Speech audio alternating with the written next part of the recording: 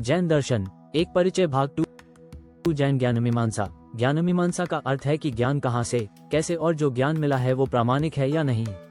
ज्ञानमीमांसा को इन 2 प्रकारों से समझा जा सकता है। ज्ञान स्वप्रभासी। जैन दर्शन ये मत रखता है कि ज्ञान स्वयं को प्रकाशित करता है। प्रमाणानि प्रत्यक्षानुमान शब्दानी। जैन दर्शन के अनुसार ज्ञान प्रत्यक्ष, अनुमान व शब्द से ही प्रमाणित होता है। ज्ञान के प्रकार अप्रोक्ष और परोक्ष।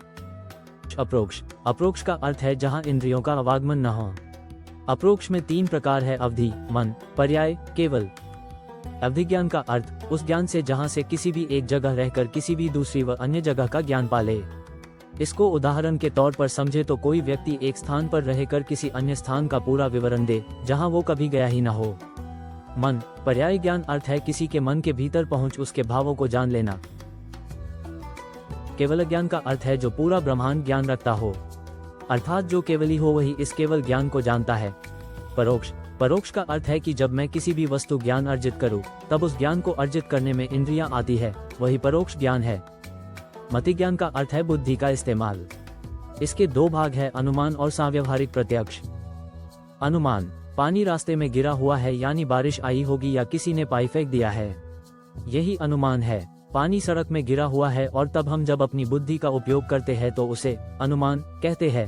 सांव्यवहारिक प्रत्यक्ष आम व्यवहार, अर्थात हमने कोई वस्तु देखी, अगले ही क्षण उस वस्तु का बोध हुआ मस्तिष्क द्वारा। इसकी 4 अवस्थाएं हैं: अवग्रह, इहा, आवाय, धारणा। अवग्रह का अर्थ है निर्विकल्प प्रत्यक्ष, अर्थात कुछ सामने आया। इहा का अर्थ है इच्छा, अर्थात उसको देखने की इच्छा आना। आवाय का अर्थ है सर्विकल्प प्रत्यक्ष, अर्थात उस वस्तु को देखकर समझने की बढ़ना, और धारणा का अर्थ है धारण करना।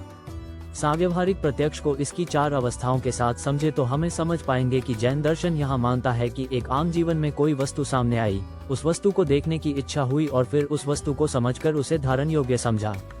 ये पूरी परिभाषा सांव्यवहारिक प्रत्यक्ष को समझाती है। श्रुति ज्ञान का अर्थ है शब्द प्रमाण।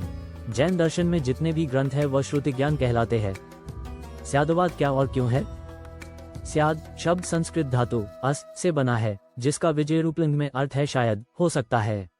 लेकिन जैन दर्शन यहाँ स्यादवाद का अर्थ सापेक्षता से लिया है। जैन दर्शन के अनुसार एक आम व्यक्ति के जीवन में ज्ञान सीमित है, जबकि इसके विपरीत केवली का ज्ञान असीमित है। उदाहरण के तौर पर समझे तो जैन मत यहाँ कहना चाहते हैं कि हमारा पूरा जीवन स्यादवाद यानी सापेक्षता के अंदर चलता है।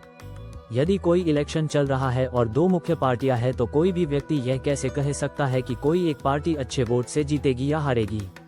ये तो उचित नहीं है। जबकि इसके विपरीत कोई भी व्यक्ति सापेक्षता की सही परिभाषा का इस्तेमाल कर सकता है। वह बोल सकता है कि मेरे अनुमान से ये पार्टी कुछ कम वोट से जीतेगी या हारेगी। इससे स्यादवाद का उचित अर्थ समझा जा सकता है। यहाँ अनुमान लगाकर किसी भी बात को प्रामाणिक रूप से साबित किया जा सकता है, लेकिन सिर्फ ये कहे देना कि यही पार्टी जीतेगी या हारेगी ये अनुचित है। इसमें कोई प्रमाण साबित नहीं होता है। संदेहवाद संदेहवाद का अर्थ है कि इस जीवन में किसी भी वस्तु या मतों की कोई गारंटी नहीं होती है। कुछ मतों के अनुसार स्यादवाद संदेहवाद नहीं होता है, क्योंकि यह अनुमान की दिशा की ओर है, जबकि संदेहवाद हर वस्तु या मत पर संदेह करने का आग्रह करता है। इसलिए ये गारंटी की बात पर भी संदेह करने का इशारा करता है। अज्ञेयवाद अज्ञेयवाद का अर्थ यहाँ इस संसार व ब्रह्मांड की पूर्णतः जानकारी के मानने से है। ये जानने की प्रक्रिया को अर्थहीन बताता है, जबकि मानने की प्रक्रिया को हित रूप में माना है। उदाहरण के तौर पर समझे तो पाएंगे कि अगर कोई व्यक्ति किसी भी वस्तु विशेष या इस ब्रह्मांड को जानने की प्रक्रिया को महत्वपूर्ण जाने तो ये गलत है, क्योंकि उनके अनुसार कोई भी व्यक्ति इस ब्रह्मांड या वस्तु विशेष को पूर्णतया नहीं जान सकता है। जबकि वह इसके विपरीत वह ये जरूर कह सकता है कि मैं इस वस्तु विशेष या ब्रह्मांड को मानता हूँ।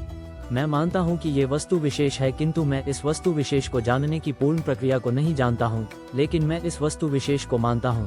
जैन दर्शन के अंतिम अध्याय नीति मीमांसा के बारे में हम आगे चर्चा करेंगे। समय निकालकर वीडियो देखने के लिए धन्यवाद।